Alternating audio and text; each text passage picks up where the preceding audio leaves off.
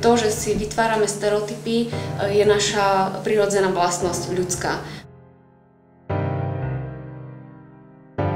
Predsudky už vlastne vychádzajú z tých stereotypov, ale majú negatívnu konotáciu. Stereotypy môžu byť neutrálne, pozitívne alebo negatívne. Kdežto predsudky, aspoň tak hovoria určití odborníci, že sú vyslovene negatívne a vyúsťujú do konania negatívneho.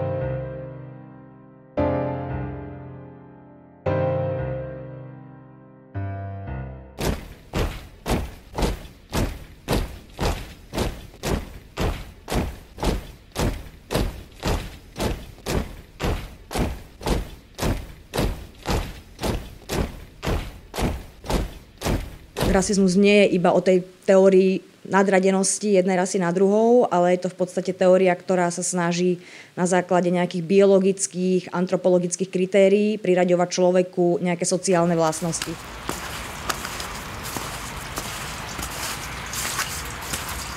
Čo hovoríme na to ráno? No tak je to podľa mňa čistý blúd. Určite je to blúd. Lebo ráno, keď sa nosí deti do školky, je to prakticky výhoda v tom, že bola to skrátka. Musíme sa s tým už vyrovnať, čo však to. Nespravíme už s tým nič. Čajori romani jaj kermange jagori ena barina cikni jaj čara trovožo hori.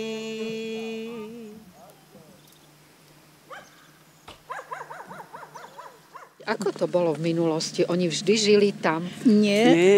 Kde žili Oni tí žili Rómovia? tu. Hneď, takže uprostred dediny dakedy. To nie, tu tak za Jarkom bude. Zo správania, ako poznáme, ako rozprávali, tak bývali tu vedľa, ako kde ja bývam, tak oproti na druhej strane. Koľko to bolo tu rodín, tých Rómov? Na začiatku, keď si vy pamätáte? 3 rodiny? 3 rodiny. On na veci pamätá, ja tak ich nepamätám. Čo vlastne robili? Kovať. A tak potom odsťahovali ich dolu. A kedy zhruba ich odsťahovali? V jakým roku? Ja tu še vydala v 46. A to dá s 50. Takže už po vojne? Hej. Už po vojne. Toto, co gazda mal toto polio tu, no tak on jemu kazal, že się musíte vysťahovať. No a Richter zrobil, tam im dal miesto. On im to tam určil. Určil. Mali aj malé deti v tých 3 rodinách? Mali. Dzivky aj jaké šikovné. Hej.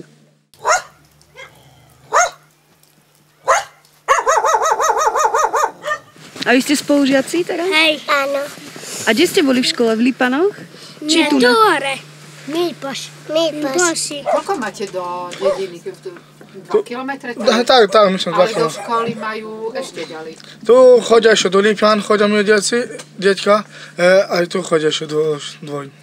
A deti nemajú problém, že by na nich treba útočili za to, že sú rómske? Nie. Majú aj kamarátov? Majú.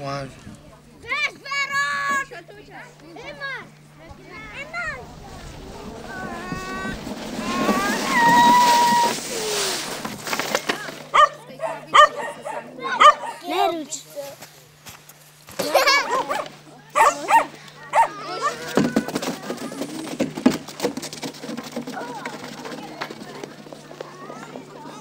Spolunažívanie je výborné. To nehádame nič, dobre. Viem, že vy ste robili celý život na železnici. Mali ste a máte aj neromských kamarátov a kolegov? To pravda, že mám. Sme robili spoločne, tak sme kamaráti boli, nie?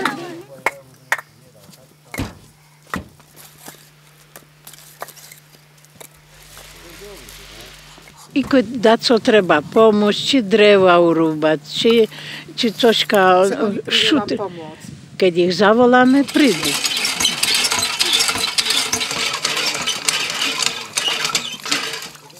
Ako spolu vychádzame, aj si pomáhame, že keď oni niečo potrebujú, alebo čak, tak stejne. To je na dedine, to stále si pomáhame proste. My niečo im pomôžeme, oni nám pomôžu.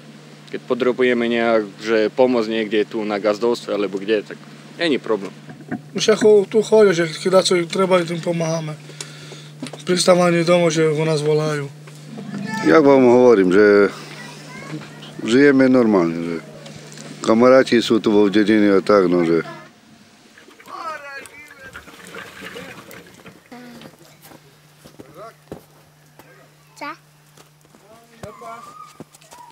Oni zase dole nemajú elektriku, keď potrebujú nejaké tie baterky alebo niečo ponabíjať, alebo tak vypomôcť. Tak. Keby ste boli mohli ostať na tom mieste, kde žil váš dedo, v centre dediny? No pravda, že. Bolo aj pre deti, aj pre nás, že deti veľmi potrebujú elektrínu. Prídu domov, 4 hodiny je tma. A čo pri tej sviečky, čo tam, to nedá si.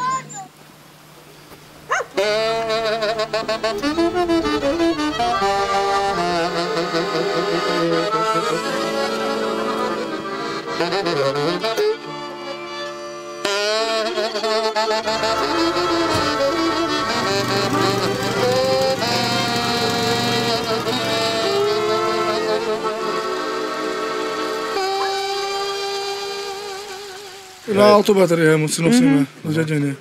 Tam budem platiť elektriku, jak ten benzín. No.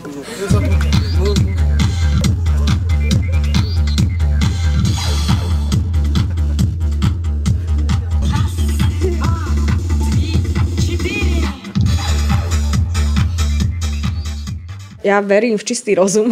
To je moja v podstate zbraň, ktorú sa snažím používať ja.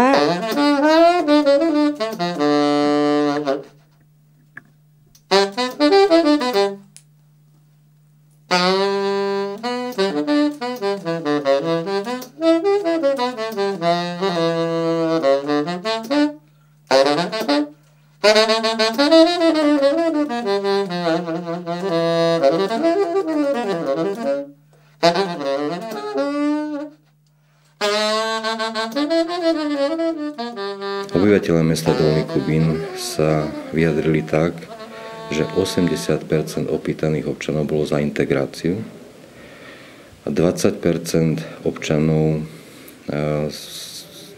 keď sme analyzovali, tak z tých 20% 10% občanov sa nevyjadrili alebo nemali nejaký vyhranený názor a 10% občanov boli radikálne proti integrácii a vyjadrovali svoje radikálne názory na túto oblasť. Čiže ten boj s rasizmom by naozaj mal byť o hľadaní racionálnych, dosiahnuteľných a efektívnych riešení bez veškerej demagógie, bez akéhokoľvek populizmu. My sme mali stále túžbu robiť to, čo je prirodzené pre všetky cieľové skupiny. Máme plné niekedy plány a ústa všetci, že integrujeme zdravotne postihnutých, integrujeme patologicky preliečených narkomanov, integrujeme všetkých a len rómskych spoluobčanov alebo občanov v núdzi segregujeme. Takže sme mali ambíciu aj túžbu integrovať týchto občanov do spoločnosti.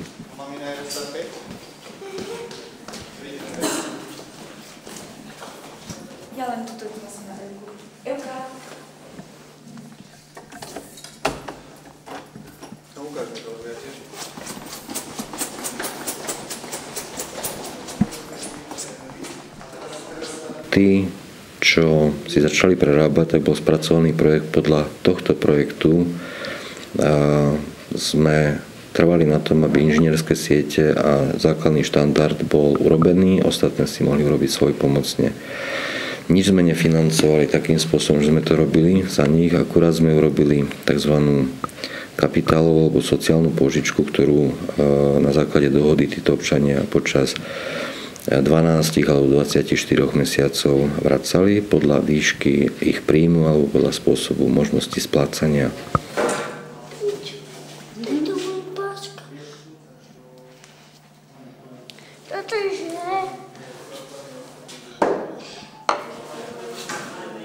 A tu bude kto bývať v tejto izbe?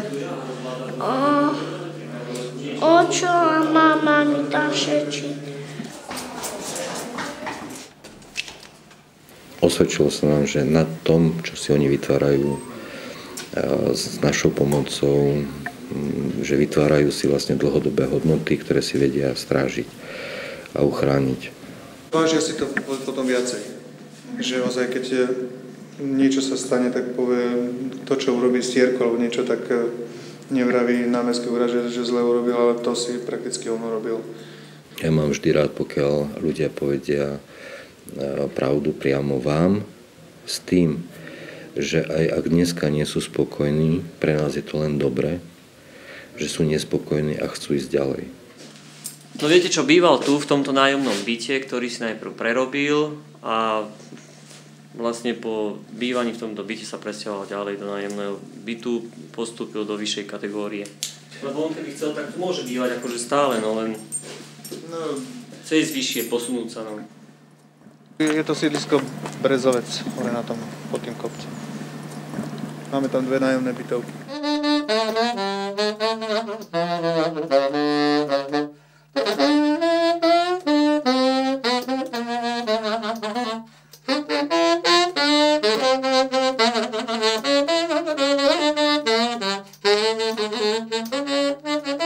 Mladá rodina túži žiť tak isto ako druhá mladá rodina z majority. To znamená, sú to veľmi jednoduché pravidlá. Oni chcú, aby ich deti boli čisté, oni ich túžia, aby ich deti mali to isté možno, čo majú deti z majority. Vieme, že to nie je možné, že nemôže mať každé dieťa mobil najmodernejší. V Dolnom Kubíne je motivácia založená len na slušnom bývaní. A ešte nepoznám človeka, ktorý by nechcel mať teplo a sucho. Ak by som mal porovnávať veci, ako boli, tak samozrejme v prvom byte to bolo strašné, bola plieseň obrovská. Ono sa nedalo ani dýchať. Ráno, keď sme sa zobudili, išiel som do práce aj s mojou manželkou. Ťažká vec. No ale zase po druhej stránke, ako vidíte sami, teraz sme na priestore, kde nám mesto pomohlo. Byť, ktorý nemusíte nejak... Je to pekná vec. Poď! Ach, ty si čertisko, poď dám mlieko, papa, poď. Nemali sme za 2 roky posledné, čo už napríklad tie rodiny bývajú, žiadnu reklamáciu a pripomienku z tých integrovaných bytov. Nemali sme. To znamená, aj tie rodiny to zaväzuje nejako, oni sa snažia asi ten prijatý režim dodržiavať v tých bytovkách. Kompletne ako tu žijeme, je tu pohoda. Ak sa dohodneme, ak sa budeme riešiť veci a budeme susedovi, ako som aj povedal.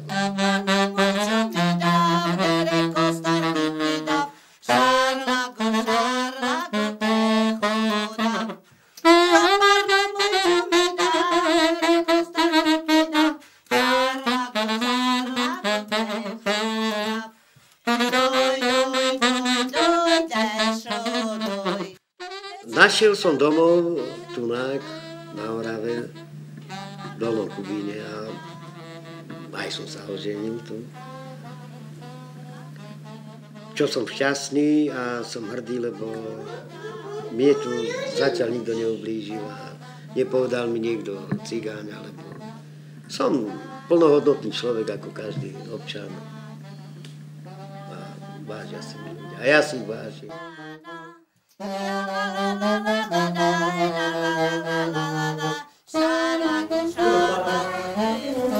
Nech sa páči.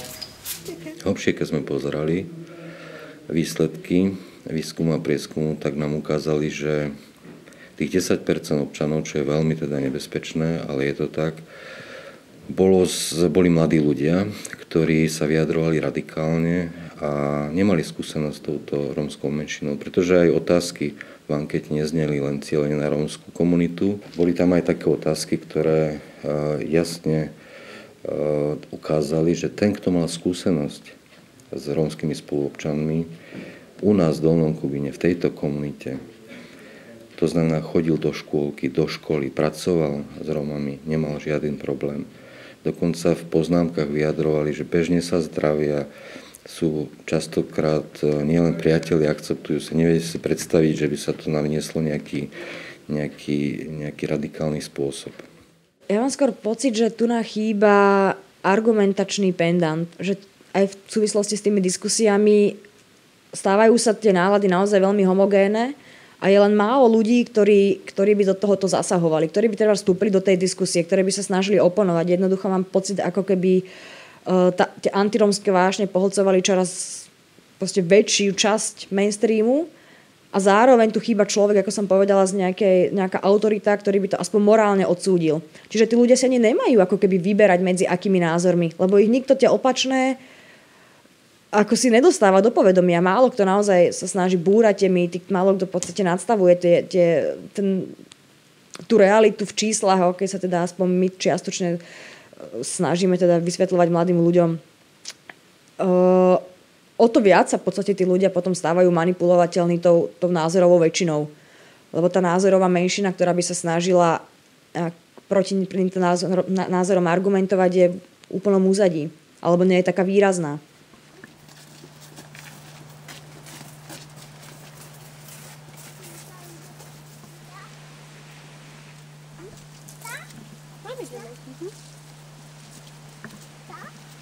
Na tom začiatku muž našiel tento pozemok a on to nevnímal vôbec ako problém. On bol do tohto pozemku zaľúbený od začiatku a skôr ja som mala také katastrofické scenáre, nielen ktoré sa týkali ako komunity rómskej, ale je tu železnica, váh, skaly. Je to od ľudí, takže skôr ja som bola tá, ktorá to až tak ružovo, ako tak romanticky nevidela. Pred nami, keď tu bývala pani, od ktorej sme kupovali ten dom, tak ona tiež ako nám hovorila, že ona s nimi nikdy nemala problém. Takže to nie len, že my, hej, ale že boli takí kultivovaní a takí znášanliví od začiatku.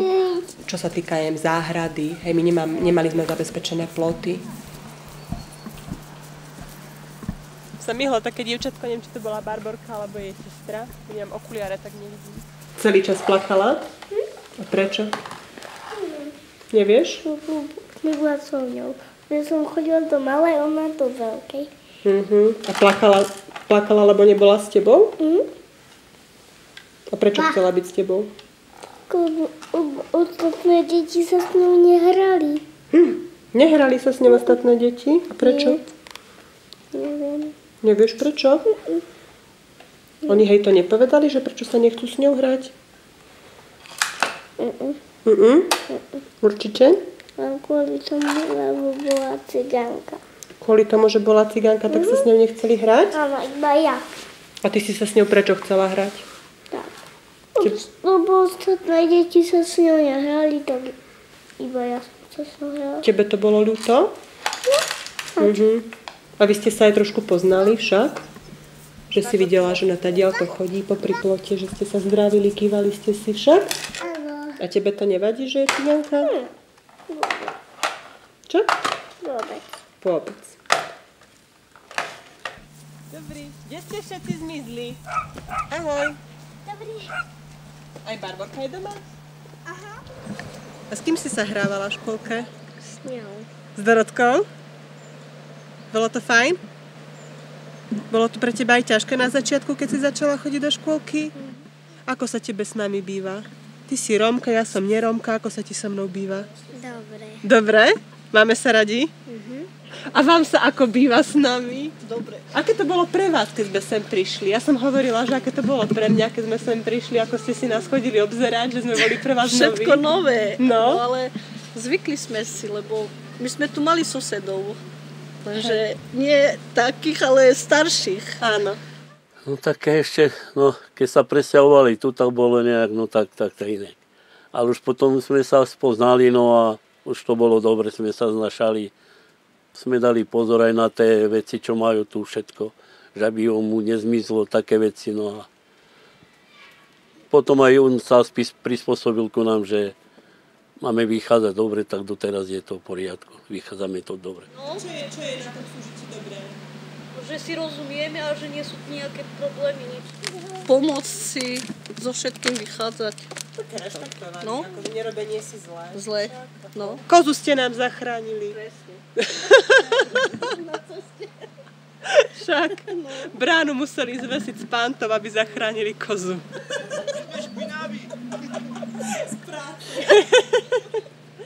Marian, sa nebojte. Nie, akože aj decká, aj dospelí, aj decká sú zlaté, ako rešpektujú všetko. Myslím, že to je také vzájomné, že my rešpektujeme vás a vy zase nás a o tomto súžití ako je asi v prvom rade. Tak. Je to taký štandardný, normálny vzťah.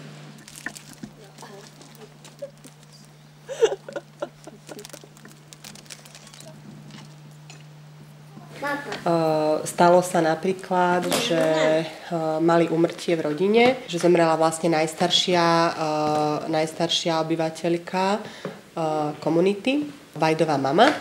Prišiel vlastne Vajdov syn aj so svojím synom nám oznámiť, že majú v rodine úmrtie, aby sme vedeli, že v priebehu 2-3 dní bude väčší pohyb, že budú chodiť ich príbuzní a priatelia aj na autách, aj že tu bude viacej ich ľudí. Maminka, keď nám umrela, takže boli sme tam mu povedať, že ideme teraz robiť a toto, že by nám nechal takto, že by nás neonačil, ale povedal potom tiež ľútosti, že pán Mirga, dobre, robte ako vy chcete, ja vás do toho nebudem onačiť, trapiť alebo čo, to je vaša vec. A keď ma maminka zomrela, tak úprimnú sústrasť toto a bolo v poriadku.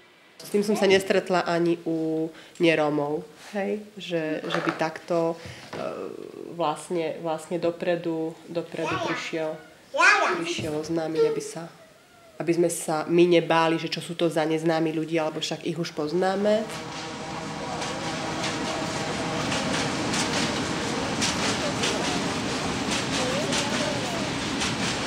No, dobrí ľudia sa znášajú vždycky, lebo zlí ľudia sa nebudú znášať, ale keď sú dobrí ľudia, keď rozumejú medzi sebou, tak sa znášajú vždycky dobre.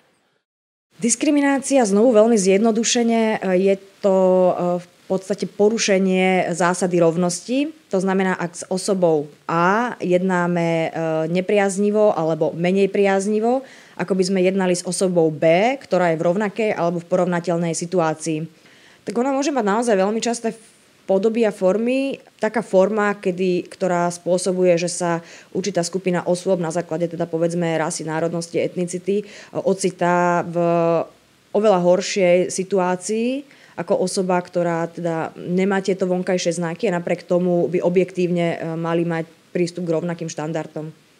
Ona stvorila každého inšieho, lebo keby všetci boli jedni, tak by nebolo na tým svete, dobre rozumiete. No. V podstate si to málo kto uvedomuje, ale to je úžasný dar, že máme takúto multikultúrnu spoločnosť. To je úžasné. Treba sa naučiť s tým žiť.